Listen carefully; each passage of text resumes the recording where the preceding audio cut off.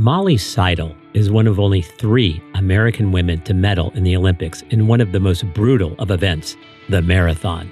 Perhaps what's even more remarkable about Molly is her success in overcoming a series of mental health challenges.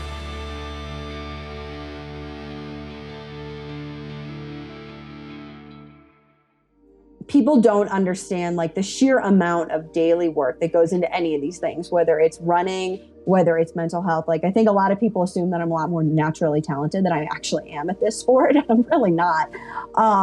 It is just kind of like the consistent day in, day out work that you do. And I think that has translated exactly into my mental health of realizing like, okay, like this is never going to get easier.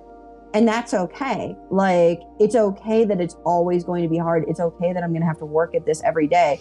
I also have to wake up every day and brush my teeth. And I'm not expecting that if I brush my teeth enough that I'm never going to have to do it again. It's the same thing with mental health. You have to consistently keep working on it. And that's the key. I think there are 2 kinds of runners. I think there are the people that are very good at like, they just run and then they can relax all day. They can just play video games, shut the brain off.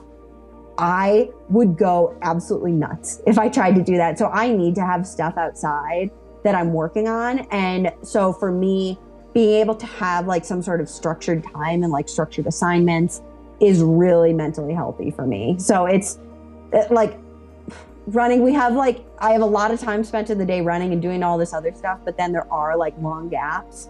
And it's really nice being able to just plug into my accounting homework and do that. So I'm actually getting my MBA right now.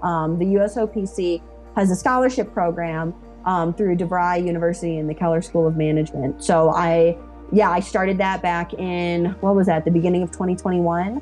And just kind of slowly chipping away at that. It's nice having something else outside of running to focus on. And I really don't think I'm that much of an abnormality. I see so many people around me in this sport who have maybe not to the intensity that I have it, but some degree of like either OCD tendencies, or I see a lot of women who are probably undiagnosed ADHD within this sport because we all gravitate towards this. I don't think it's the kind of thing where it's like it causes it. I think people find the same sense of the repetition, the structure that running gives you as a real, a real benefit.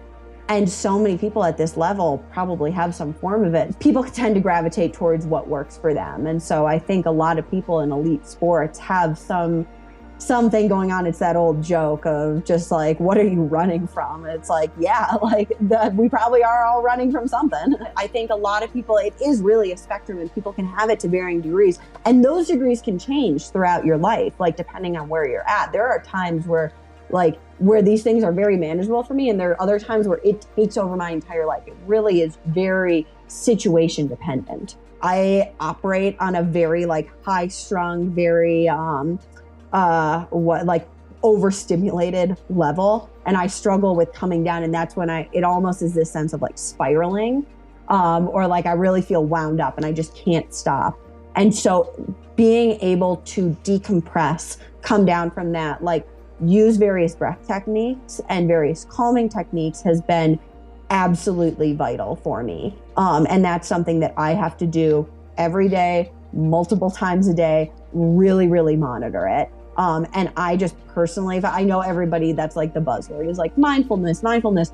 And it's very hard sometimes for people to conceptualize what that means. But for me, it's just really focusing on lowering the temperature of the system, lowering the breath rate, really focusing on that kind of stuff so that I can come back to almost a baseline level. I'm very lucky in the sense that as a pro athlete, recovery is a huge part of my job. And so I have time set aside in the middle of the day to lay down. And if I'm not napping, I'm just literally laying in bed, focusing on my breathing for the better part of an hour, in order to do that. And I've found that is just enormously helpful for what I do and for being able to manage not only just life, but a higher level of training. So I think being able to set aside a time every day to really practice it, but it's hard. It has taken years